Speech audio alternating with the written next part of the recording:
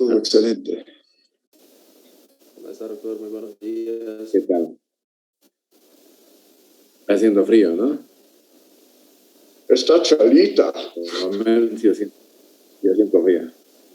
Pues debe estar hipertiroideo, por eso es así. ¿No, Bueno. Vamos a retomar entonces la clase que dejamos el día martes. Y estamos viendo miocardiopatía chagásica crónica. Miocardiopatía chagásica crónica, o sea, la complicación a nivel cardíaco de la enfermedad de Chagas, desde el punto de vista de la afectación a nivel miocárdico y a nivel eléctrico. De eso estamos hablando y es bastante largo porque son varias consideraciones que hay que hacer con este tema. Bueno, entramos en nuestro archivo para ir avanzando. A ver, me van a corregir si está muy equivocado. Creo que estamos en la parte de muerte súbita, ¿no? Lo que vimos ayer, no sé. Sí, doctor, y hemos quedado en esa, justamente en el diapositivo. En esta de acá, ¿no?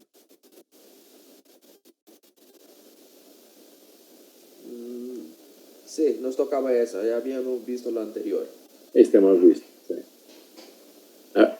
Hablaremos un poco de esto. A ver, voy a pedir que alguien está con su micrófono abierto y está generando mucha vibración. Que lo apague, por favor. No, que apaguen los micrófonos, ¿no? Salvo que esté en un lugar, un ambiente bastante tranquilo, silencioso. Bueno, pueden dejar mi micrófono abierto. Cualquier duda que tengan, cualquier cosa que quieran preguntar en el curso de la exposición, me preguntan, no hay ningún problema. ¿Ya? Como siempre. Bien.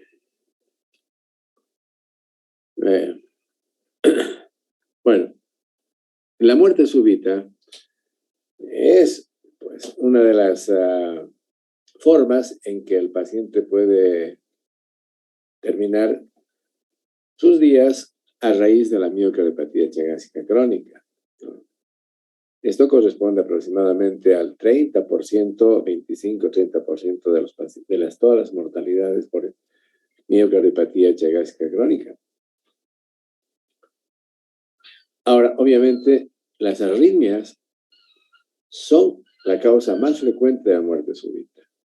Y ahí tenemos una lista de fenómenos eléctricos que pueden producir la muerte súbita. Pero de todas ellas, claro, la fibrilación ventricular no recuperada es muerte súbita desde ya, ¿no? La fibrilación ventricular es el elemento más importante en el curso de la muerte súbita. Pero yo he visto bastante gente con taquicardia ventricular sostenida. La sostenida. Esta es una de las taquicardias que hay que tratar de detectar. Luego las taquicardias ventriculares polimorfas, las extrasístoles ventriculares multimorfas o polimorfas. Pero todo esto tiene mucho que ver con el corazón en cuanto a su estado estructural. O sea, si el contexto en el que se está produciendo la arritmia es de un corazón muy lesionado, dilatado, con falla ventricular, etc., el riesgo de muerte súbita es muy grande, En cambio, las arritmias, cuando se presentan en corazones relativamente íntegros, estructuralmente bastante bien completos, pierde esa connotación de gravedad. Y es más, muchas arritmias no se tratan directamente cuando el contexto de una miocardiopatía chagásica crónica indica que no hay tanta lesión estructural. Creo que está entendido el mensaje. Pero la taquicardia ventricular sostenida y polimorfa probablemente sea una de las causas muy, muy importantes de muerte súbita.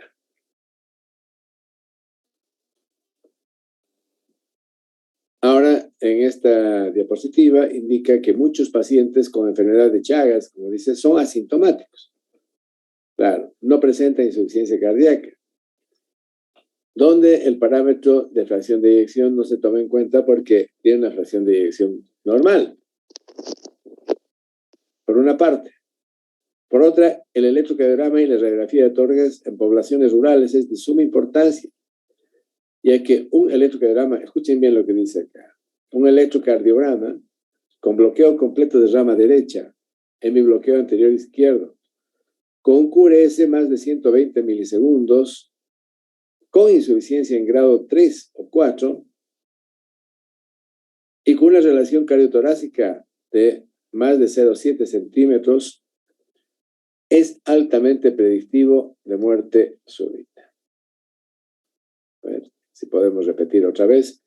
O sea, pacientes que tienen un electrocardiograma con bloqueo de rama derecha, hemibloqueo anterior izquierdo, con QRS más de 120 milisegundos, en grado 4 de insuficiencia, en grado 3 de insuficiencia cardíaca, de grado 3 a 4, y una relación cardiotorácica de 0,7. 0,7, está mal lo que le han puesto acá en centímetros. Esta es una relación porcentual, como ustedes saben en la placa, ¿no? La placa PA. Entonces, una relación de 0,7 o más es altamente predictivo de muerte súbita.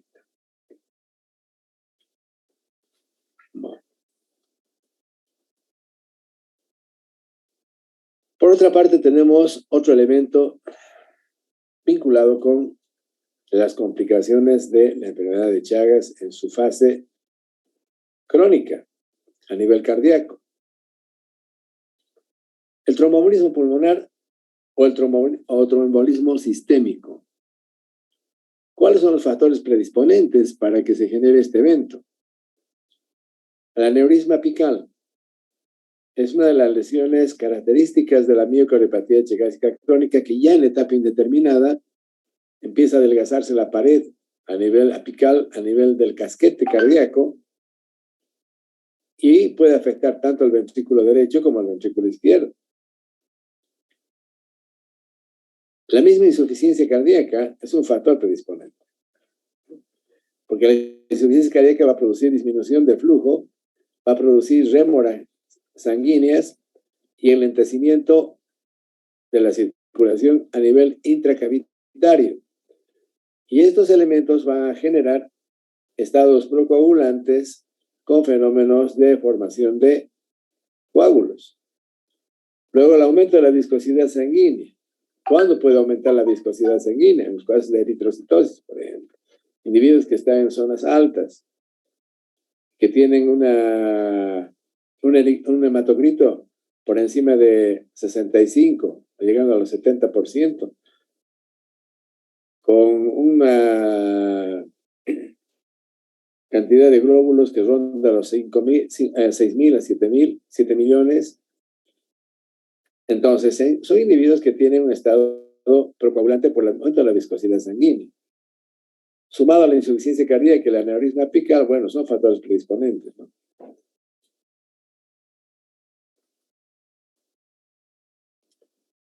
En cuanto a la historia clínica que nos formulamos, toda vez que nosotros estamos con la posibilidad de ver un paciente con miocardiopatía chagásica crónica, lo primero son los antecedentes epidemiológicos.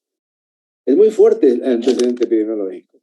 Un paciente que definitivamente no ha estado en lugares donde es común la enfermedad de Chagas, desde el punto de vista epidemiológico, es muy difícil que el paciente tenga enfermedad de Chagas, está claro. Salvo que la madre, está claro, o algún evento con transfusión sanguínea, o la madre sea chagásica, pudiera existir la posibilidad de transmisión. Pero el antecedente epidemiológico es muy fuerte, porque la primera causa de transmisión es la vectorial, por la vinchuca. Y las vinchucas no viven en determinadas zonas templadas, ni muy cálidas, ni muy frías. Está claro esto, ¿no? Antecedentes personales y familiares, como les decía, y la clínica relacionada con arritmias, con insuficiencia cardíaca y fenómenos tromboembólicos. Y acá yo quiero remarcar una cuestión. Acá bien claro está señalado 3 elementos, ¿no? Las arritmias, por una parte, la insuficiencia cardíaca, por otra, que pueden estar mixtas, a veces no. A veces el paciente es más arritmogénico que miocárdico, ¿no? Y finalmente, los fenómenos tromboembólicos que se constituyen en una verdadera complicación de la miocardiopatía chagásica crónica. Ustedes han debido ver con cierta frecuencia pacientes, ¿no?, que entran al hospital con un accidente cerebrovascular, y los accidentes cerebrovasculares isquémicos sobreabundan debido justamente a las arritmias y a la insuficiencia cardíaca en pacientes chagásicos.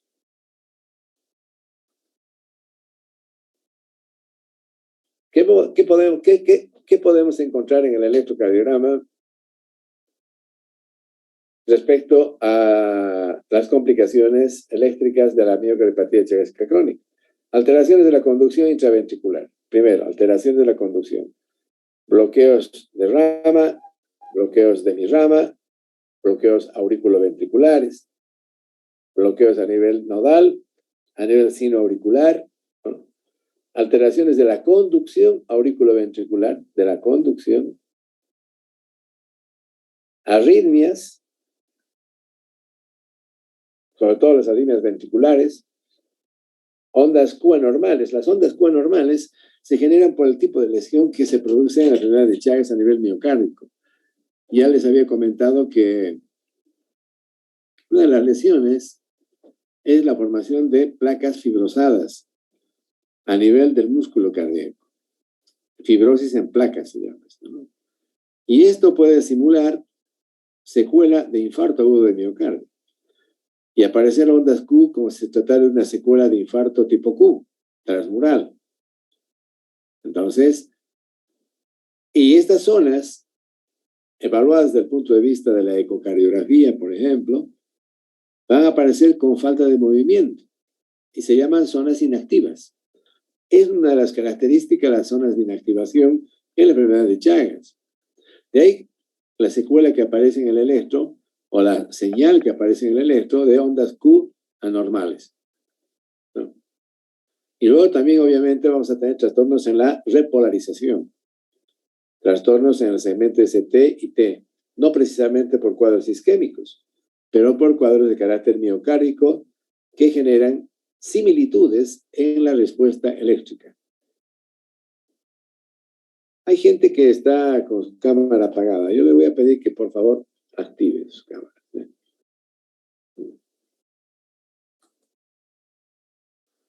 La radiografía de tórax. Vamos a hablar de la radiografía de tórax. No se olviden que todo lo que estamos hablando, todo lo que estamos viendo, es materia para el examen que van a dar ustedes prontito. Y corresponde al 50% de la nota. O sea que tomen atención, tomen nota y todas las cuestiones, porque es bastante ampuloso el tema. Yo lo he hecho bastante amplio porque me parece que es importante que conozcan bastante el tema de Chagas, ¿no? En nuestro medio. En la radiografía de tórax tenemos que la posibilidad de una placa normal, de una silueta normal, en un 20% de casos. Estamos hablando de miocardiopatía chagásica crónica, ¿no? Agrandamiento leve o moderado de la silueta cardíaca en un 57%. O sea, que la mayoría de los pacientes que tienen algún tipo de imagen patológica, radiológica, en la miocardiopatía chagásica crónica corresponde al 57% de carácter leve a moderado. Agrandamiento severo con siluetas con un índice cardiotorácico de grado 4, por ejemplo, y además con afectación biventricular en el 23% de los casos. O sea, los extremos son parecidos, ¿no? Los extremos, silueta cardíaca normal y agrandamiento severo de las cámaras ventriculares, 23%. Ahora, otro elemento importante que tienen que metérselo bien a la cabeza, porque esto es importante, dice recalcar que las manifestaciones en el electrocardiograma comienzan antes que las radiológicas. O sea, primero es el problema eléctrico, generalmente, y luego viene el problema estructural, generalmente. Un electrocardiograma completamente normal, ya hemos hablado, prácticamente excluye la posibilidad de insuficiencia cardíaca, sea esta por cardiopatía chagásica. Cualquier tipo de causa de insuficiencia cardíaca se descarta cuando el electrocardiograma es normal.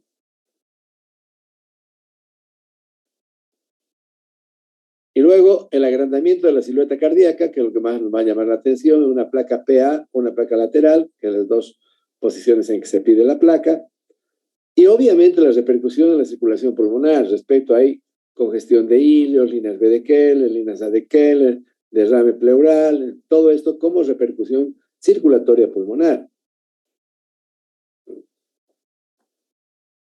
Bien, otro medio de diagnóstico, fuera de la placa y el electro que ya hemos hablado, la ergometría. La ergometría es una prueba de esfuerzo que se hace al paciente en una cinta cardiovascular. Ustedes conocen parecida a las cintas del gimnasio, donde tiene velocidad la cinta y tiene pendiente, ¿no? Y se van graduando el esfuerzo en diferentes etapas. Bueno, esta prueba de esfuerzo, que consiste en un apremio hemodinámico al corazón para que aumente su frecuencia, aumente la presión y todo aquello, nos puede dar una pauta para determinar si existen arritmias por esfuerzo o arritmias basales. Si hay alteraciones de la conducción dependientes de la frecuencia cardíaca, porque puede ser que el paciente no tenga un bloqueo de rama derecha en condiciones de reposo, pero cuando se lo somete al esfuerzo, la frecuencia cardíaca y la velocidad con que se transmite el impulso puede bloquear las zonas determinadas patológicas y generar un bloqueo de rama o un bloqueo auriculoventricular, incluso un bloqueo auriculoventricular completo. Esto con el esfuerzo. Luego la respuesta cronotrópica y presora inadecuadas. También ustedes saben que la enfermedad de Chagas produce disautonomía, o sea, produce alteraciones del sistema nervioso autónomo, ¿no? Y esto puede dar lugar a que la presión arterial, por ejemplo, no suba en conformidad al esfuerzo realizado. Y entonces hay una alteración en la presión arterial que no sube, hay una respuesta presora inadecuada, y esto es un elemento importante inclusive para predecir muerte súbita. No sube la frecuencia cardíaca y no sube la presión arterial en relación al esfuerzo realizado.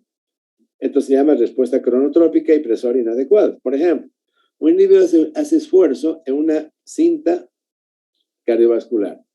Llega a una tercera, cuarta etapa, digamos, del esfuerzo. Y la frecuencia cardíaca debería estar por encima de 120, 130. Y la presión arterial sistólica debería estar por encima de 180, la sistólica. Eso se llama respuesta presora y cronotrópica adecuada. Pero no es así. Por la distonía, por la disautonomía de estos pacientes, pueden que no suba la frecuencia cardíaca ni siquiera a 100 y que la presión arterial no suba más allá de 90, la sistólica, a pesar del esfuerzo. Este es un dato muy importante a tomar en cuenta, que se presenta sobre todo en pacientes chagásicos, ¿no? Una capacidad funcional limitada. Bueno, la capacidad funcional va ahí en relación a la fracción de eyección que tenga el paciente, a la tolerancia que tenga al ejercicio del paciente y a la ausencia de arritmias que pudiera tener durante la prueba de esfuerzo, ¿no? La capacidad funcional. Obviamente, los pacientes tienen una capacidad funcional limitada, sobre todo cuando tienen falla ventricular, ¿no? Luego, evaluación de la respuesta a tratamientos antiarrítmicos. De pronto, el paciente se lo somete a una prueba de esfuerzo y tiene arritmia. Tiene extrasístoles ventriculares, tiene taquicardias con el esfuerzo. Estos son los pacientes que hacen deporte y terminan muertos, con muerte súbita, porque el esfuerzo, el ejercicio, ha desencadenado circuitos de reentrada a nivel miocárdico y que le provocan la muerte. Les hacen tratamiento antiarrítmico fuerte y luego hay que someterlo nuevamente pues, a una prueba de esfuerzo para ver si el antiarrítmico está beneficiándolo al paciente en suprimir los focos de arritmia con una nueva prueba de esfuerzo. No sé si se entiende esto.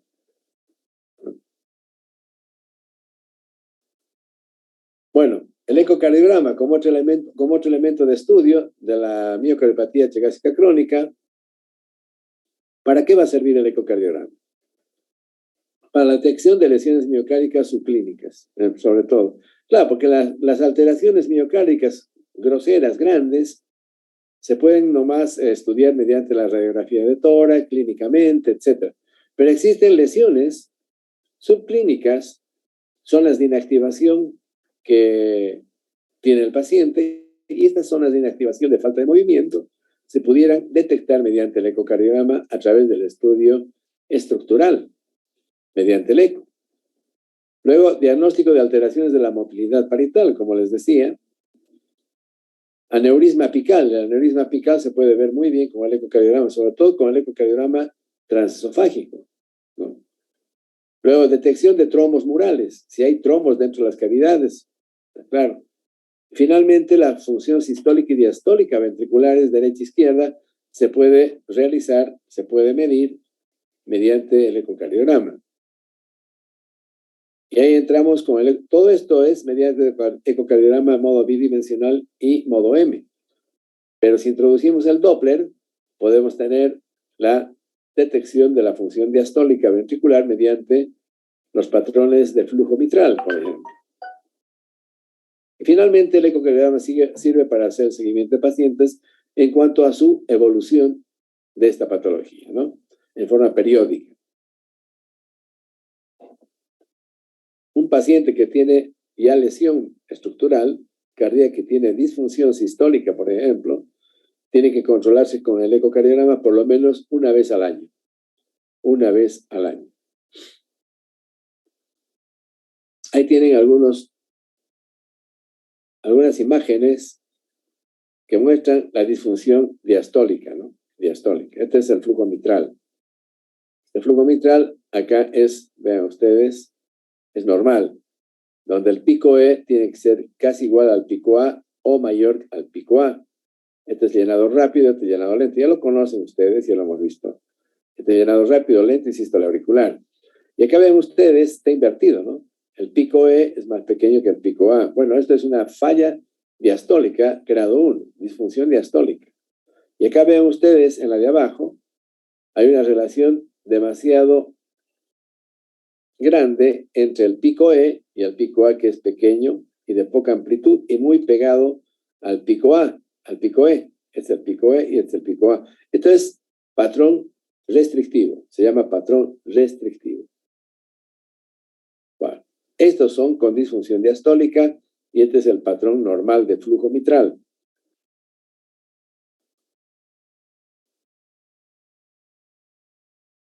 Otro estudio es el electrocardiograma Holter, o sea, el Holter de ritmo de 24 horas, se llama electrocardiograma dinámico ambulatorio. No sé si ustedes han escuchado hablar de esto. Es un electrocardiograma, eso yo lo he explicado ya cuando vimos electro. Es un registro del ritmo cardíaco durante 24 horas, ¿no? Se colocan los electrodos en el paciente, en el cuerpo, como hacer un electro, conectado a un sistema de registro automático, un chip, y el chip va directamente a una computadora que tiene un software que tamiza los latidos normales y los patológicos, ¿no? En 24 horas. ¿Para qué sirve esto? ¿Para qué sirve el electrocardiograma dinámico? Aquí hay algunas de las utilidades en la miocardiopatía eczegásica crónica. Detectar disparadores de arritmia. Ya. Un disparador de arritmia podría ser, por ejemplo, un esfuerzo que está haciendo el paciente al subir la escalera y de pronto aparecen palpitaciones y aparece una arritmia desencadenada por el esfuerzo, porque el paciente está con el aparato 24 horas, ¿no? Colocado, y el paciente está en una rutina normal de vida diaria, no tiene por qué estar en reposo, nada. El paciente está caminando, está con el aparato puesto y le está haciendo el registro de 24 horas.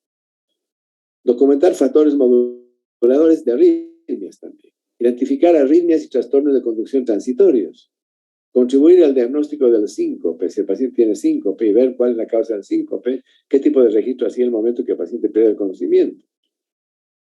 Y también, obviamente, para identificar pacientes con alto riesgo de muerte súbita. Evaluar respuesta al tratamiento antiarrítmico y farmacológico, obviamente. Y detectar fallas en marcapasos y cardiodesfibriladores y otros dispositivos electrónicos que se coloca al paciente, ya sea para control de la frecuencia cardíaca, o para control de las arritmias, o para mejorar la función sistólica ventricular, como es los dispositivos resincronizadores cardíacos. Bueno, son diferentes equipos, ¿no? Se colocan. Para todo eso sirve el electrocardiograma de 24 horas dinámico. Holter de ritmo se llama esto.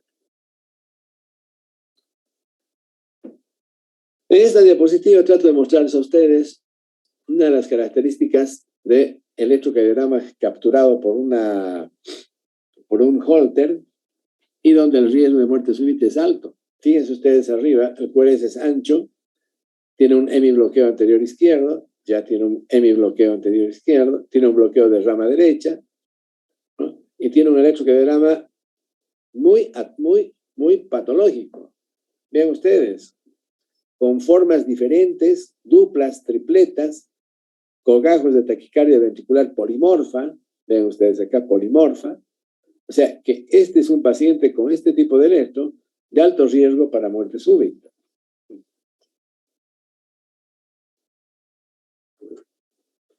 Vamos a hablar ahora de las características que se pueden detectar mediante el Holter y mediante el electrocardiograma, para repasar un poquito los trastornos eléctricos más comunes en la miocardiopatía chegásica crónica.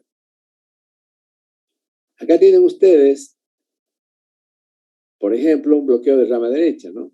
Las precordiales, ven ustedes RSR' y T negativa, RSR' y una S importante en B5 y B6, S importante. Y el QRS ancho más de 120 milisegundos, la característica del bloqueo de rama derecha.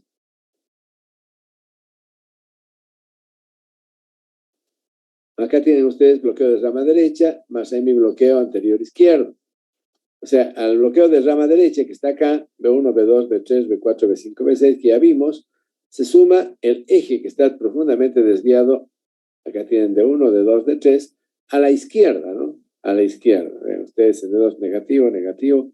¿Dónde está a la izquierda? Más allá de menos 30 grados, ¿no? Esto es un bloqueo de rama. Cuidado con que yo les muestre en el examen final algunas imágenes que tienen que definir ustedes, o por lo menos la descripción que estoy haciendo, ¿no? Ahí tienen ustedes el bloqueo posterior izquierdo, el otro era anterior izquierdo. El anterior izquierdo era con bloqueo de rama derecha completo y el bloqueo anterior izquierdo con el eje a la izquierda profundamente. En cambio acá no, el eje está a la derecha. Vean ustedes, D2 positivo, D3 positivo, está hacia la derecha profundamente con bloqueo de rama derecha. Esto es bloqueo de rama derecha y el bloqueo posterior izquierdo. Por lo tanto, el posterior izquierdo desvía el eje a la derecha, profundamente a la derecha. Y acá tienen, bueno, algo que habitualmente no se presenta, es una de las alteraciones que menos se presenta en la miocardiopatía chegásica, y cuando se presenta en el contexto de miocardiopatía, pues no es de buen pronóstico, es de mal pronóstico. Es el bloqueo de rama izquierda, ¿no? Acá tienen ustedes las características: QRS ancho, más de 120 milisegundos. Acá tienen ustedes un QRS ancho con una onda R que prácticamente ha desaparecido y una onda, y la repolarización se engancha directamente con el punto J arriba. O sea, el segmento ST y el segmento ST es tironeado por la onda T con una característica morfológica así. Entonces, bloqueo de rama derecha, ¿no? O izquierda, perdón. Bloqueo de rama izquierda de alto grado. Acá ven la característica que tiene el complejo QRS. Acá también la muesca que tienen. Las muescas son muy comunes, claro. Y luego acá tienen ustedes una serie de alteraciones a nivel del nódulo auriculoventricular, ¿no? Nódulo auriculoventricular. Este es un ritmo sinusal normal, con una onda P normal, QRS normal, onda T normal. Y acá el bloqueo de primer grado, donde el intervalo PR está más largo, como pueden ver ustedes, más de 200 milisegundos. De segundo grado, acá tipo Movitz, o sea, tipo Wenckebach. Aquí van a ver que la onda P, ven ustedes, se va alargando y se bloquea. Es un bloqueo de tipo Wenckebach, que antes se llamaba tipo Movitz, ¿no? 1. Ahora el de abajo es el bloqueo AB de segundo tipo Movitz, nada más, que ahora se llama Movitz no más, donde existen ondas P que no se conducen con complejo QRS, pero el intervalo PR se mantiene inalterable, el intervalo PR se mantiene normal. Lógicamente que en este caso el intervalo PR está conduciendo con un bloqueo auriculoventricular de primer grado, ¿no? Es prolongado. Y el tercer grado es cuando no hay relación entre la actividad ventricular y la auricular. La actividad auricular por acá, por una parte, y la actividad ventricular por otra. Sí, hay una disociación auriculoventricular. Bloqueo de tercer grado completo.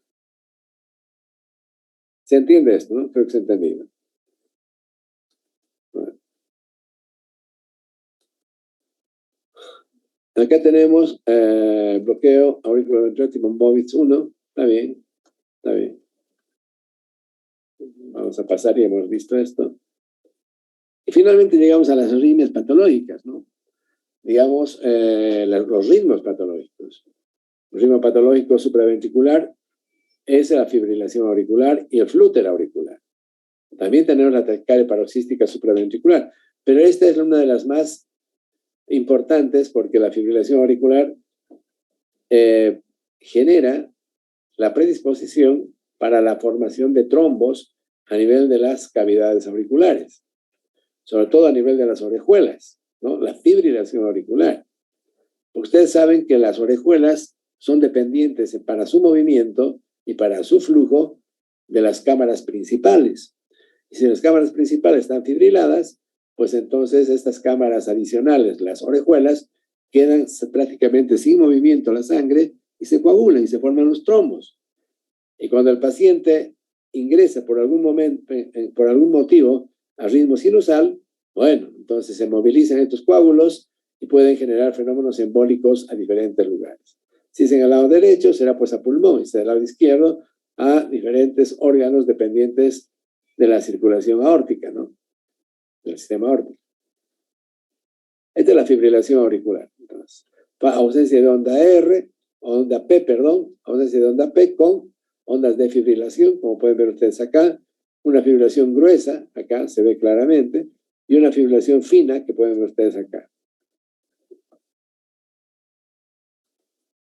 El aleteo auricular también es otra de las alteraciones eléctricas que se presentan en el Chagas. En el aleteo auricular hay cierto ritmo, ¿no? En las aurículas, en cuanto a capacidad de contracción y relajación, pero a una frecuencia más o menos de 300 por minuto. Esto es lo que pasa en el aleteo. Es un circuito de reentrada entre la aurícula derecha y la aurícula izquierda. Acá tienen las típicas imágenes en serrucho. Acá. En serrucho. Acá tienen, miren acá abajo. Se ve mucho más claro, ¿no? Cada una de estas ondas es una actividad auricular completa, pero a través del mecanismo de circuito, de reentrada. O sea, no es una fibrilación. Es un aleteo auricular. Y acá tienen ustedes una taquicardia ventricular, la peor, la que yo considero, y de hecho es una de las importantes, la taquicardia ventricular sostenida. La taquicardia en todas las derivaciones, una de las características que mantiene la polaridad, ¿no ven? Polaridad positiva, ven ustedes en B1, B2, B3, B4, B5 y B6. Esta es una taquicardia ventricular monomorfa, porque tiene una sola morfología, ¿no? Monomorfa.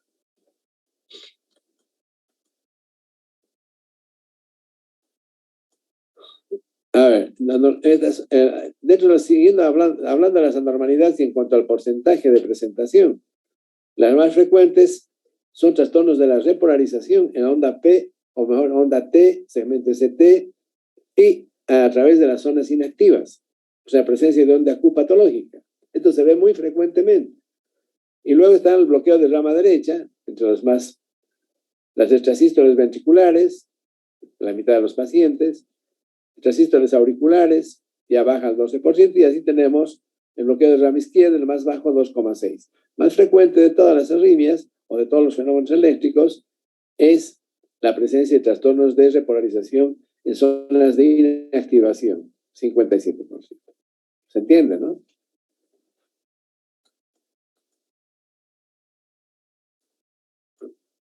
La radiografía de tórax, ¿no?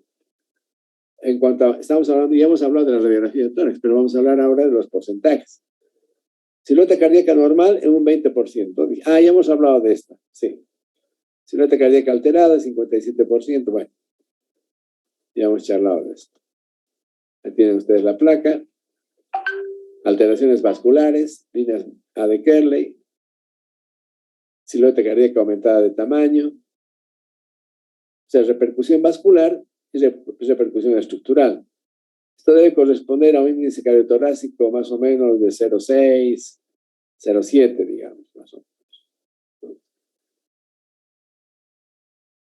Congestión de ilios, importante, congestión de ilios. Redistribución de flujos. En fin. O sea, es una placa de la insuficiencia cardíaca, ¿no?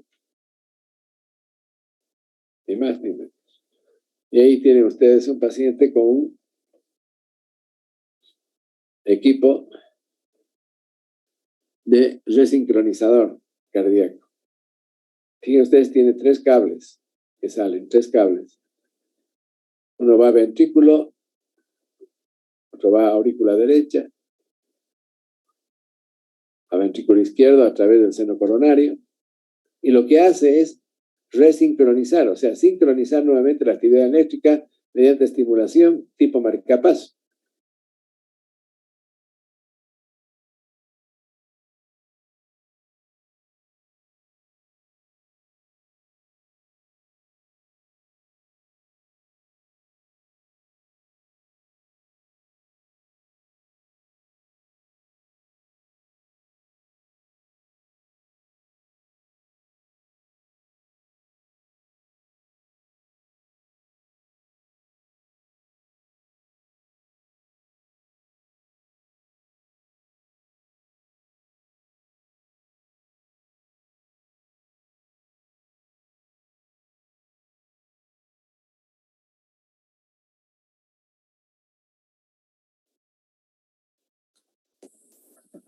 A ver, lo que les decía, ¿no? Esta es una imagen que he seleccionado para mostrarles a ustedes sobre lo que es el resincronizador. Resincronizador. Ustedes saben que hay anomalías eléctricas importantes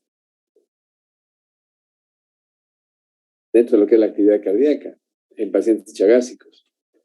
Y esta disincronía, vamos a decir así, disincronía eléctrica, genera alteraciones en la contractilidad cardíaca, contribuye a que la contractilidad se altere, ¿no ven? O sea, se pierde la capacidad de esa contracción de conjunto, los bloqueos de rama y todo aquello, y por el crecimiento cardíaco. Lo que hace este equipo de resincronizador cardíaco, esto, es resincronizar, o sea, sincronizar nuevamente, perdón. Van a disculpar, por favor.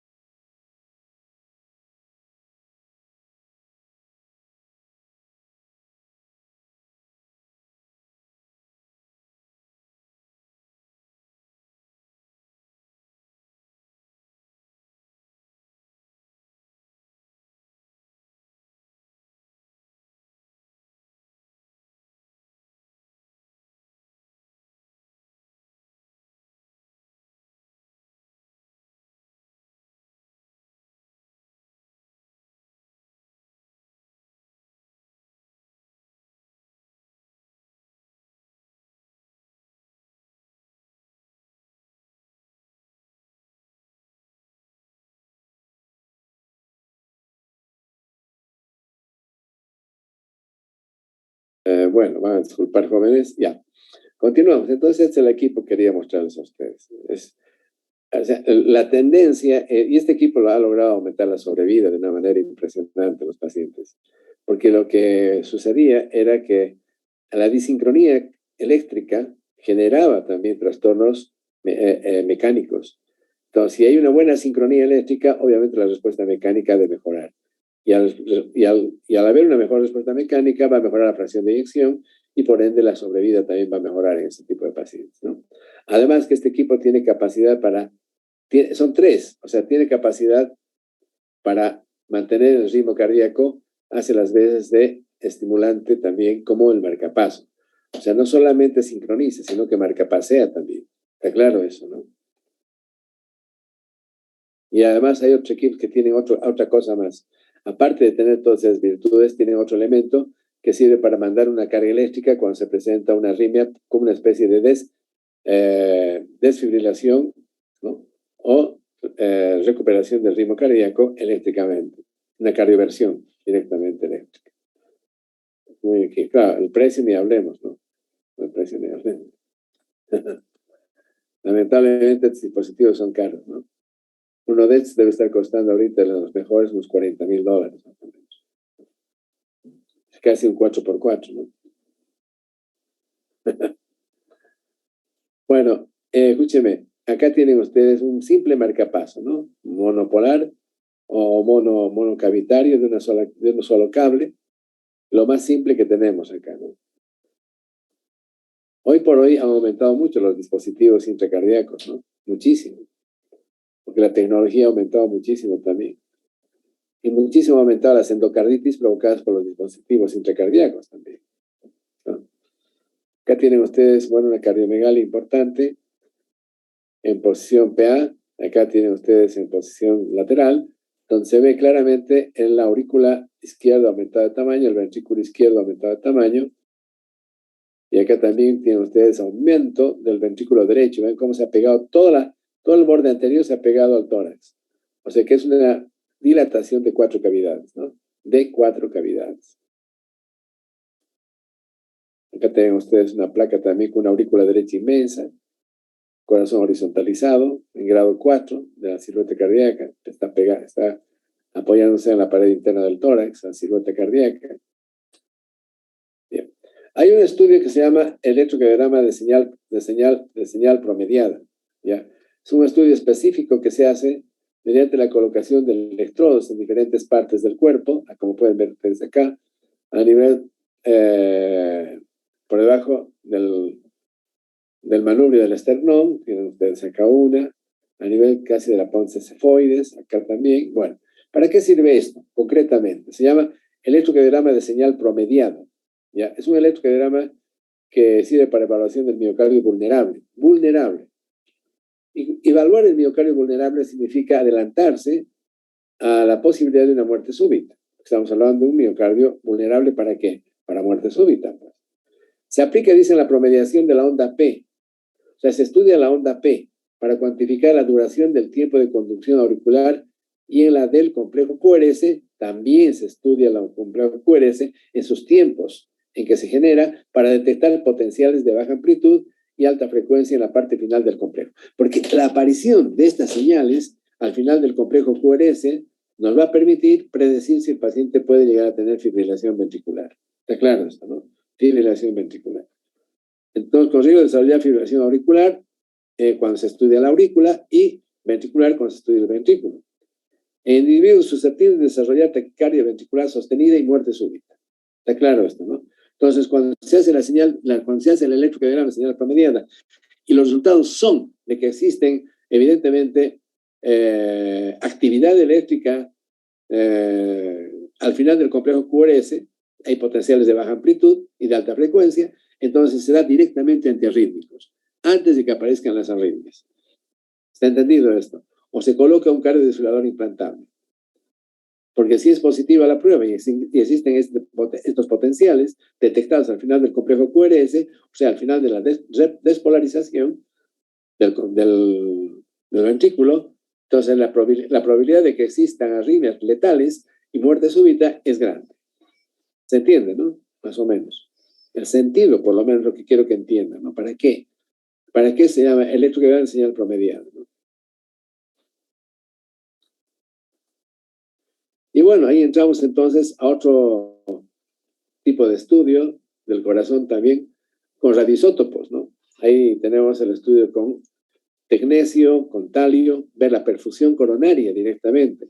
Lo que ustedes están viendo acá en las imágenes que estoy marcando en este momento es la impregnación radioisotópica que se hace mediante la inyección de sustancias radioisotópicas, precisamente como el tecnecio, que se marcan glóbulos rojos, ingresan al torrente circulatorio coronario y luego ingresan al corazón, directamente impregnan el corazón, y las zonas que no tienen buen riego van a aparecer como zonas de defecto, y se ve claramente acá. Cuanto más brillante es el elemento, vean ustedes, más íntegro quiere decir que está el riego sanguíneo. Acá hay un defecto, acá por ejemplo, y acá se ven defectos en estas partes de la imagen cardíaca.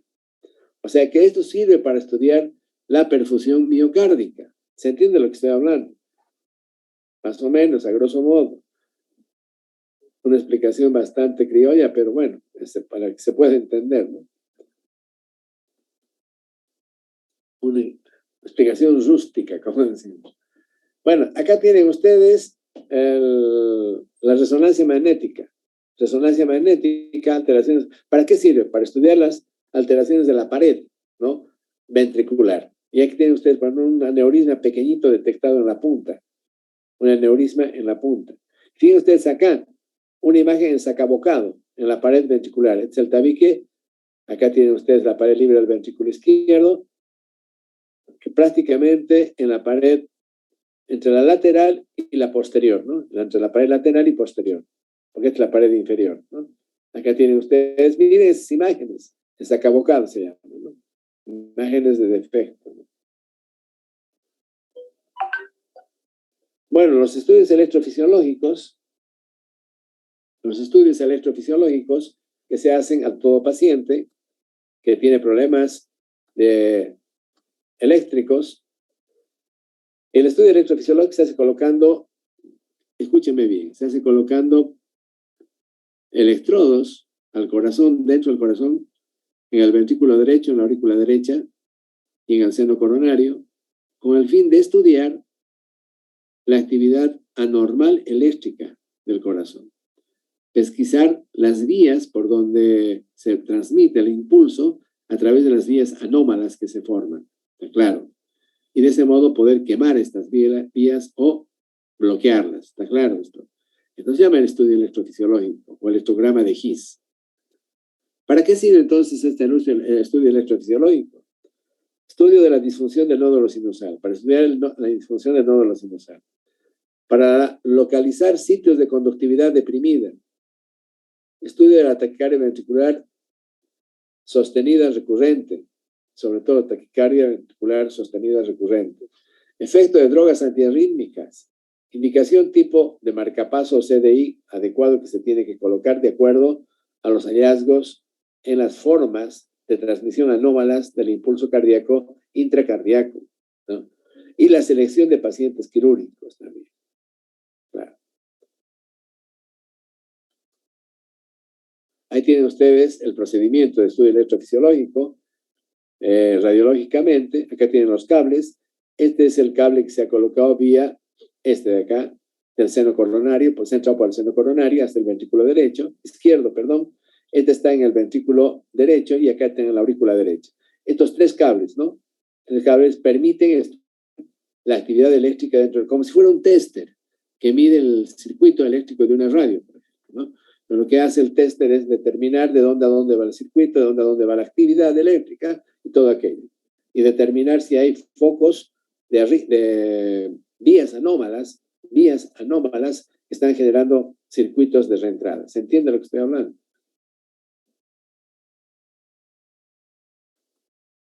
Acá tienen ustedes los tres cables, ¿no? Este es el auricular, este es el ventricular y este es el que viene por el seno coronario hasta el ventrículo izquierdo, perdón. La única forma de entrar al ventrículo izquierdo, además, ¿no? Por acá. Es para estimular el ventrículo izquierdo, ¿no? También es casi de la misma manera es para hacer la resincronización, ¿no? Y acá tienen ustedes el resultado de un estudio electrofisiológico. Acá tienen ustedes la actividad auricular, la actividad del nódulo y la actividad ventricular. Y acá se pueden medir los tiempos de conducción auriculoventricular, ¿no? Acá tienen ustedes los tiempos. Y bueno, finalmente entramos al estudio hemodinámico, con inyección de contraste, directamente entramos con el cateterismo cardíaco. Acuérdense el estudio del catéter de Swan-Ganz, ¿no? Que hemos visto. Muy parecido, entramos directamente con cateterismo. ¿Y para qué sirve esto? A ver, estudio hemodinámico, ¿en qué nos beneficia? Descartar la enfermedad coronaria, claro, porque inyectamos contraste a las arterias coronarias, sobre todo cuando hay angina de pecho. Ya hemos dicho que puede haber angina de pecho porque hay trastorno microvascular, pero nadie me garantiza que a los 60 años el paciente no tenga realmente lesiones de tronco coronario. Entonces hay que hacerle el estudio hemodinámico, ¿no? Ubicación de aneurisma ventricular y ventriculograma. El ventriculograma consiste en inyectar contraste al ventrículo y tomar 2 tomas, una en diástole y otra en sístole, y medir el porcentaje de contracción. ¿Se entiende lo que estoy hablando? Ahora fíjense ustedes acá lo que está pasando. Miren ustedes acá. Esto está en diástole, por ejemplo. Este ventrículo está en diástole. Acá está el contraste. Está en diástole. Y acá en la contracción, cuando se contrae, miren lo que queda. Queda todo esto. O sea que hay un aneurisma de punta acá. Esto debe contraerse todo, no quedar esto. Para darles un ejemplo de una presencia de aneurisma, ¿no? Entonces en diástole con contraste, es el ventrículo izquierdo con contraste, y acá tienen contracción, lo que queda. La progresión del aneurisma apical, bueno, quería mostrarles esto. Pared normal, pared ligeramente afectada con fibrosis, adelgazamiento de la pared y la formación del aneurisma. Esto ya se ve en la etapa intermedia, ¿no? En el periodo crónico indeterminado. Esto ya se ve esto. Ya en el crónico aparece ya el aneurisma. Prácticamente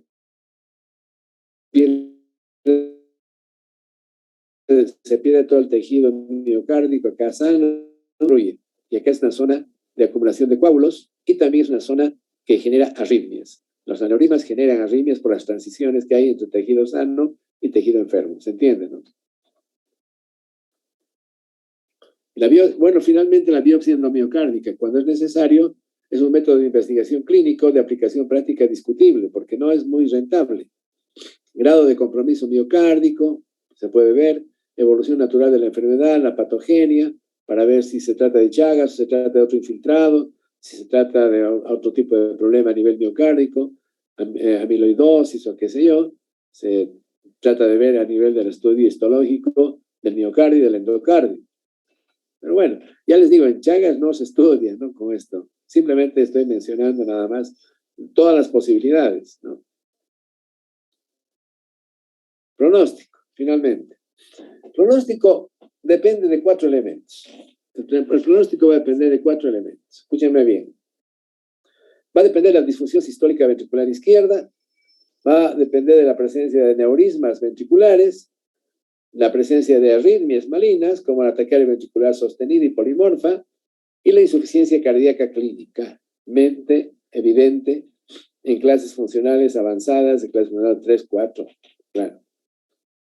De eso va a depender el pronóstico. Repito, el pronóstico va a depender de estos 4 elementos. Claro. Las arritmias para muerte súbita y la insuficiencia cardíaca para muerte esperada, muerte con shock cardiogénico terminal, ¿no? Bueno, las recomendaciones respecto a los niveles de evidencia, del punto de vista terapéutico, del tratamiento de la enfermedad de la miocardiopatía chagásica con insuficiencia cardíaca. Es la misma de la insuficiencia cardíaca, no se preocupe. Solo que aquí hay que tener en cuenta algunos elementos, que hay una disautonomía, y hay que tener mucho cuidado en dar medicamentos que deprimen la función cronotrópica y la función del nódulo sinusal, porque ya de por sí la patología chagásica es generadora de enfermedad del nódulo sinusal y disminución de las conducciones, ya hemos visto. Entonces, tener mucho cuidado con esa medicación que puede disminuir mucho más el cronotropismo y puede producir fenómenos de bloqueo, como los beta bloqueantes, por ejemplo, ¿no? Después el tratamiento va a ser igual, dar antagonistas de los mineralocorticoides, por una parte, la espironolactona, dar inhibidores de la enzima convertidora de angiotensina, los IECA, o los ARA2, claro, igual, con un nivel de evidencia C, B y C, bueno. indicación 1A, los beta bloqueadores, con mucho cuidado, carvedilol, bisoprolol, metoprolol. Se pueden también en pacientes que han en clase funcional 4, disfunción importante del ventrículo izquierdo, con fracción de eyección de 45, menos de 45, clase funcional 2, 3, con contraindicación o intolerancia a los IECA, ¿está claro? Entonces, en esos pacientes hay que tener el cuidado de dar hidralazina o nitrato, si es que no se pueden dar estos, ¿no? Los diuréticos en general están indicados en todos los pacientes de acuerdo a la necesidad de la presencia de un tercer espacio, naturalmente. Pacientes congestivos, clase funcional 2 al 4, que tienen síntomas por retención de líquido. Esto se va graduando a medida, y no un consejo, no se debe dar diuréticos que depleten al paciente rápidamente. Tiene que haber una pérdida progresiva del tercer espacio, aproximadamente a un ritmo de unos 500 ml aproximadamente en 2-3 días, ¿no? No hacerlo de golpes, progresivo. El uso de la digital está controvertido. La digital vamos a indicar para pacientes que tengan fibrilación auricular rápida o que tengan la necesidad de aumentar su fuerza de contracción, pero tener mucho cuidado porque la digital puede disminuir la conducción a nivel auriculoventricular, ya que en estos pacientes existe esto. Es una indicación 1A, 2A, 2B acá. En pacientes asintomáticos con ritmo sinusal, ¿no? O pacientes con una fracción de eyección de más del 45% y ritmo sinusal, está contraindicado. Es un nivel es indicación tipo 3, se contraindicado. No dar, está claro. No, pregunta de examen. Bueno, los vasoactivos, las aminas vasoactivas, como la noradrenalina, la dopamina, en pacientes con shock cardiogénico, en terapia intensiva unidad coronaria, por vía endovenosa, ¿no? La dobutamina, también el levosimendan, que también se puede administrar, son otros inotrópicos positivos, entonces son inotrópicos positivos, pero bueno, esto no vamos a hablar mucho porque esto ya es materia de los pacientes en unidad coronaria o en terapia intensiva. Corresponde a las urgencias hipertensivas, ¿no? O a las urgencias cardíacas, perdón. Vamos a hablar un poquito de la anticoagulación. ¿A quiénes vamos a anticoagular, no? El tema, ¿no? A los pacientes que tienen fibrilación auricular, todos, ¿no? Y que tienen además alteración estructural cardíaca. Repito, pacientes con fibrilación auricular y alteración estructural, con disfunción sistólica, o sea, ¿no? Y con un CHATS-2 equivalente a 2. Acá tienen ustedes la escala CHATS-2, que se utiliza para elegir el tratamiento anticoagulante. Pueden ustedes sacar de internet CHATS-1, CHATS-2. Bien.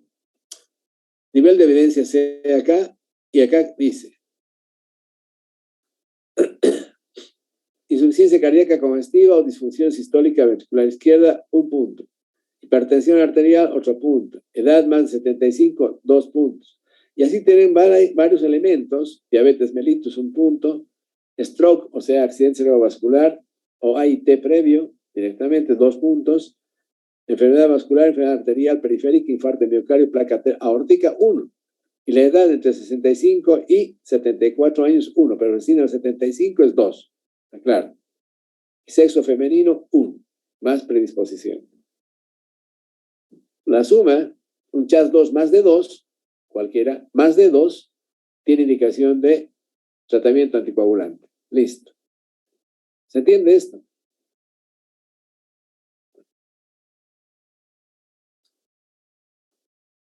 O sea, estamos hablando de fibrilación auricular, ¿no? Quiero aclarar un poquito, aclararemos un poquito. Fibrilación auricular cuando hay disfunción sistólica ventricular, ya. O cuando hay un CHATS-2, ¿de acuerdo? Siempre que hay fibrilación auricular. En un paciente con un corazón entero, sin disfunción sistólica, un paciente joven que no tiene lesión estructural importante, por más que tenga chagas, no se hace tratamiento anticoagulante, sino tratamiento antiagregante, nada más. Mucho cuidado, no es anticoagular aquí a troche moche. La anticoagulación tiene algunos efectos como son los sangrados, ¿no? las hemorragias, los accidentes cerebrovasculares hemorrágicos cerebrales. Tenemos mucho cuidado con la anticoagulación, ¿no? Y bueno, es simplemente mostrarles. Este arbolito es pequeñito, pero es prolífero. Ven ustedes, ¿no? Para mostrarles a ustedes. Me llamó mucho la atención, por eso le saqué la foto, como sinónimo de fertilidad, ¿no? Porque este arbolito me ha dado unas 200 papayas, me parece increíble. Algo increíble, realmente. Y unas papayas que parecían sandías, ¿no? Bueno, está bien. Espero que ustedes estén así también, pero desde el punto de vista de conocimientos, ¿no? Cargados de conocimiento. Está bien. Bueno, esto es un poquito, no voy a hablar un poco esto es de las iniciativas del Cono Sur, ¿no? Un poquito hablando, ¿se acuerdan de la iniciativa del Cono Sur que logró erradicar bastante la enfermedad de Chagas en el año 1998? Acá tienen ustedes la instalación domiciliaria, acá, y la incidencia a 7, 14 años, cómo ha bajado, ¿no? Bueno, nos vamos a quedar acá, a ver, creo que la hora ya está un poquito avanzada. Sí, un poquito avanzada. Bien, un poquito, pues, aguantemos, pueden aguantar 5 minutos, ¿no? ¿Sí? Pregúntalos. Sí, doctor, está bien. Está bien, doctor, de acuerdo. Ya. Sí, doctor, muy de acuerdo. 5 minutitos nada más. Escúcheme bien. El tratamiento etiológico. ¿No? O sea, ¿por qué quiero avanzar esto? Porque hay muchas dudas. ¿Se hace el tratamiento etiológico en fase crónica? ¿Solamente es para la fase aguda? ¿O solamente para la fase crónica indeterminada sin lesión? ¿Cuándo se puede utilizar el tratamiento etiológico con benfluoresol o nifurtimox? O con los nuevos antiparasitarios como son los inhibidores del ergosterol, que vamos a ver más tarde. Bueno, dice, voy a leer, porque esto yo lo he elaborado, y lo he elaborado sacando de cosas. O sea que, por favor, no es un collage, por si acaso. ¿No? Dice, el conjunto de resultados científicos, ¿no?, de los últimos 20 años, sí, nos ha llevado a revisar el papel del parásito como desencadenante y sostén del daño en los tejidos. Esto ya está incontrovertido, seguro. Y por lo tanto, a reconsiderar el tratamiento antiparasitario siempre. Se produce un cambio de paradigma en el que se considera la necesidad, dice, de un tratamiento antiparasitario para pacientes con enfermedad de Chagas crónico, que antes no se lo consideraba. Este cambio de paradigma se inicia a partir del descubrimiento del DNA del parásito en los focos de miocarditis crónica en esta fase de la patología, en la fase crónica indeterminada, jóvenes. O sea, se ha encontrado el ADN, está claro, lo cual existe parásitos durante todo el tiempo, desde la fase aguda hasta la fase crónica, años que está permanentemente el parásito ahí. Entonces, se plantea si realmente es pertinente hacer el tratamiento etiológico o no en esta etapa. Y ahí es que todo el mundo está de acuerdo. Hay determinadas condiciones. ¿Cuáles? Por lo cual, dice, se estipula actualmente el tratamiento de individuos hasta los 50 años de edad con resultados en cuanto a disminución de la parasitosis y en muchos la reversión serológica. Ha logrado revertirse. Cuando hablamos de reversión serológica, hablamos de curación. Está claro. Con repercusión favorable naturalmente en la evolución. O sea que si bien no revierten algunos, pero puede reducir el riesgo de complicaciones a futuro. El tratamiento. ¿Entienden lo que estamos hablando? Sin embargo, en personas adultas escuchen bien, sin embargo, en personas adultas con lesiones evidenciables por Chagas, como por ejemplo un corazón dilatado, lo que tú quieras, está contraindicado los antiparasitarios. Pero no contraindicado porque le vaya a hacer daño, digamos, aumenta su riesgo de complicaciones por Chagas, no. Está contraindicado porque no. Tiene reacciones colaterales que no vale la pena que el paciente se exponga una vez que el paciente ya tiene lesiones importantes a nivel eléctrico, a nivel cardíaco. Se va entendiendo el asunto.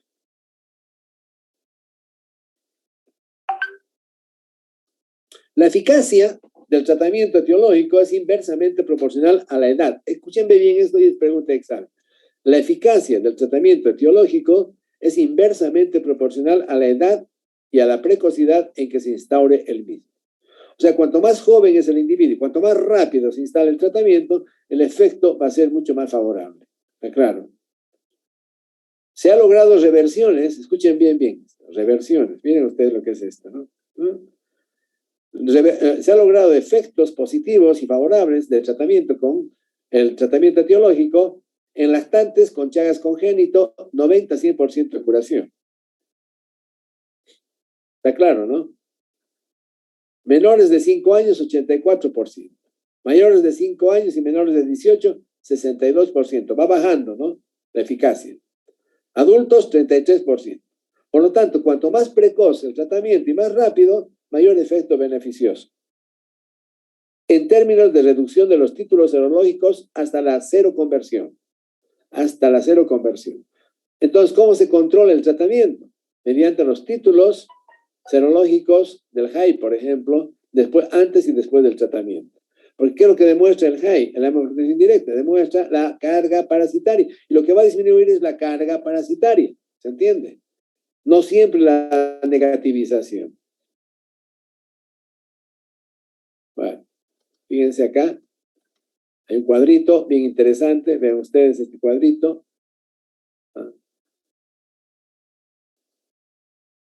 90-100% personas jóvenes, niños, lactantes, 80% ya dijimos, otro tipo de grupos etarios, y a medida que nos alejamos de los grupos etarios hacia personas más adultas, disminuye la eficacia. ¿Se entiende, no? El cuadro. Esto es con bensidazol. Y finalmente, existen 3 niveles en cuanto a estudios: candidatos potenciales, drogas en fase preclínica y drogas en ensayo clínico. Primero, en candidatos potenciales, ¿para qué? Para fenoxinidazol, que es un nitroimidazol emparentado con el benidazol, que se lo está utilizando, con buenos resultados experimentales y en tripanosomiasis africana también. ¿Está claro? Otros azoles, como inhibidores de la síntesis del ergosterol. Acá se está trabajando mucho con inhibidores del ergosterol. El ergosterol es una sustancia importantísima en el Trypanosoma cruzi, que inhiben la síntesis de ergosterol y el trypanosoma muere. Este es el mecanismo de acción parasiticida. ¿Tá? Inhibidores de la síntesis del escaleno sintetasa, otro elemento del parásito. O inhibidores de la síntesis del farnesil, que también es otro elemento que tiene el parásito. Pero en realidad se está trabajando más con inhibidores de la síntesis del ergosterol. Ahí tenemos entonces ya en drogas en fase preclínica el posaconazol, que es un antimicótico, ¿no? Inhibidor de la síntesis del ergosterol con buenos resultados experimentales, disponibilidad oral, buena tolerancia, vida media apropiada y aprobación previa como antifúngico, bueno, antimicótico, ¿no? Entonces tiene efectos a nivel parasitario. El rabuconazol, el rabuconazol y el inhibidor de la crucipaina. El rabuconazol también inhibidor de la síntesis del ergosterol y la crucipaina, inhibidor de la crucipaina, que es una enzima del parásito, ¿no? Hay 2 estudios que ya debemos tener ya resultados, el TRENA y el BENEFIT, con benidazol en fase indeterminada y benidazol en cardiópatas. Claro. Pero lo que yo les he mostrado, prácticamente esto, es lo que resume un poco lo que acabamos de ver, ¿no?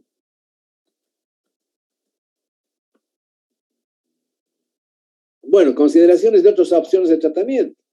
Dispositivos de estimulación cardíaca, marcapasos de gran utilidad, ya hemos hablado. Desfibriladores implantables. Los dispositivos antiarrítmicos, tratamiento de insuficiencia cardíaca, el uso de, en clase 3, antiarrítmicos, realizar una correcta programación del DAI. El DAI es dispositivo de antiarrítmico, ¿no? Implantable, dispositivo antiarrítmico implantable. Es lo mismo que el cardiodesfibrilador implantable. Como último recurso de choque eléctrico para las arritmias. En pacientes con DAI, frecuentes episodios de taquicardia ventricular sostenida, hemodinámicamente tolerable y en tormentas eléctricas, considera la ablación por radiofrecuencia de las vías anómalas, generalmente de situación epicárdica. Claro, o sea, hacer ablación de las vías anómalas. La resincronización que ya hemos hablado, cardíaca en pacientes con disincronía interventricular o intraventricular con síntomas de insuficiencia cardíaca, clase renal 3-4, un recurso a considerar con aumento de la sobrevida. Esto sí, yo tengo algunos pacientes que piden su resincronizador y andan bastante bien y han mejorado su clínica también.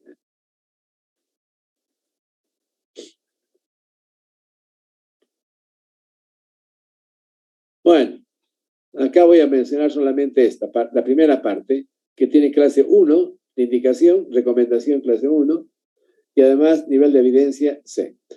Expertos, ¿no? Por expertos. Recomendación dice, y niveles de evidencia, de indicaciones para el trasplante cardíaco en enfermedad cardíaca crónica. Está claro, está bien.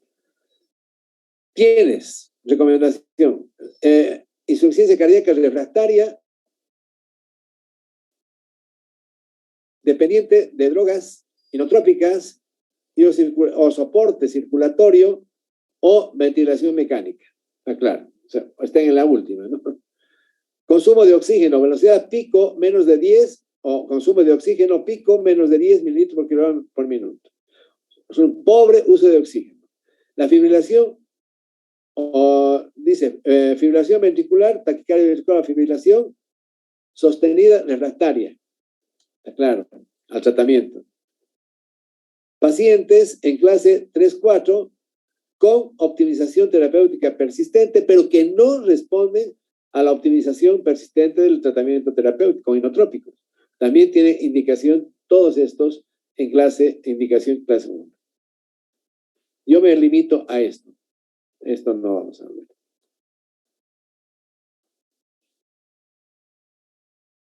Según la zona geográfica, la OMS recomienda los siguientes métodos de prevención y control. Rociamiento de las casas y sus alrededores con insecticidas de acción residual. Residual residual significa que sea ovicida también, parasiticida y ovicida. Mejora las viviendas y la limpieza para prevenir infestación por el vector. Medidas preventivas personales como el empleo de mosquiteros. Buena práctica higiénica en la preparación de transporte de alimentos. Cribado de la sangre donada, es decir, control en los bancos de sangre de pacientes susceptibles de tener chagas. Cuidado con esto. Ha sido causa de contaminación en bancos de sangre en el exterior. Pruebas de cribado de órganos de tejidos ya para trasplante. Acceso al diagnóstico, al tratamiento para personas en las que esté indicado o recomendado el tratamiento antiparasitario. Ya hemos visto quiénes.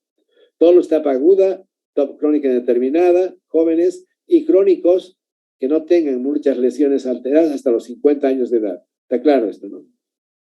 Y que no tengan alteración estructural importante. Y esto es importante. El tratamiento antiparasitario, especialmente en los niños y las mujeres en edad fecunda, antes del embarazo, ¿no? Y cribado de los recién nacidos y otros hijos de madres infectadas que no hayan recibido antes tratamiento antiparasitario para diagnosticarlos y tratarlos precozmente. Esto es lógico, ¿no? Para evitar el Chagas congénito.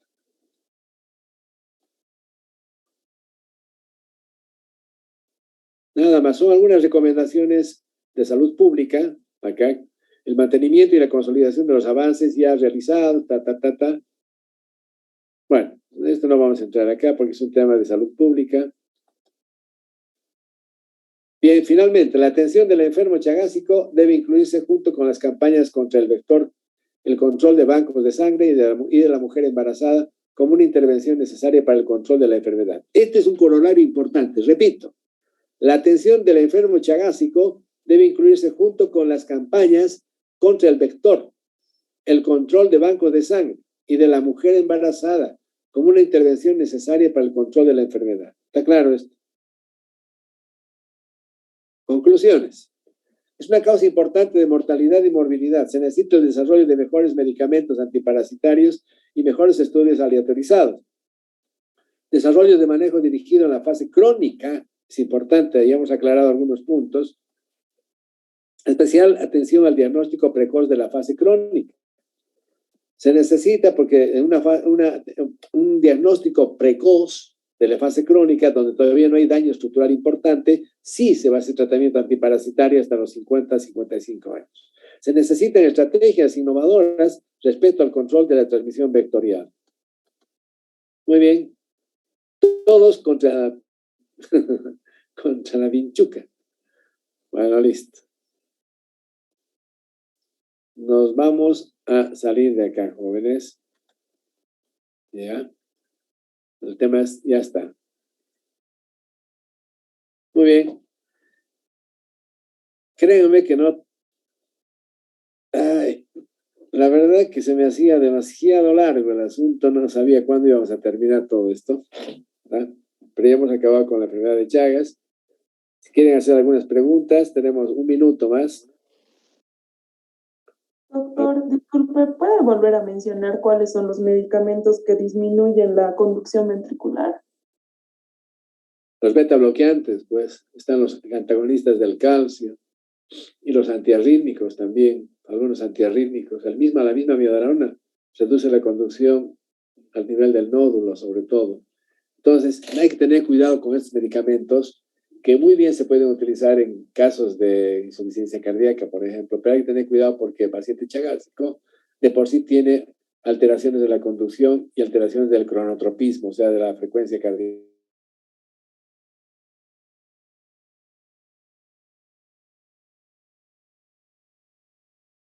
He leído que los chinches de cama, Cimex lectularius, también pueden contagiar tripanosomas. Eso no está muy seguro, Lena. Según lo que he leído, es hasta los 97 días que pueden sí, propagarlos. Inclusive se han hecho estudios en otros tipos de vectores, como el anófeles, por ejemplo, para ver si podría de alguna manera transmitir. No está totalmente concluido el asunto. Los estudios en general han demostrado que no. Pero existe. Había también la posibilidad de que no se transmita por vía oral a través de contaminación de alimentos. Pero ahora está comprobado, eso sí se ha comprobado de que sí se produce. Bueno, escúcheme bien. Este tema que acabamos de terminar, lo tienen que ampliar ustedes. Hay en internet, hay un montón de literatura adecuada sobre la enfermedad de Chagas. Pero con todo lo que yo les he dado, yo creo que es bastante. Yo creo que tengo bastante tela para poder cortar. Yo voy a tomar el examen estrictamente de lo que está ahí, de lo que yo les he dado ahí. ¿Ya? O sea, para que les sea más fácil. No voy a entrar, no voy a preguntar, no, ¿qué debía saber? No. Puntualmente, así, ¿no? Documentalmente hablando. Voy a preguntar de 50% del examen, ¿eh? 50. Y la próxima clase mañana, con la tolerancia de ustedes y la buena voluntad de avanzar esto y terminarlo, yo les agradezco a ustedes porque están permitiendo alcanzar el término del programa, que no lo hubiéramos podido hacer, de otra manera no lo hubiéramos podido hacer. Bueno, entonces mañana nos vemos, ya estamos en la recta final, prácticamente en la recta final. Quiero decir que los últimos temas que vamos a dar, a partir de hoy estamos en qué fecha, estamos ahora en 2 de diciembre, el examen es el 10. ¿Qué día cae el examen? El 13, doctor. El 13 es el examen, ¿no? 13 es, doctor. El lunes 13. El lunes 13.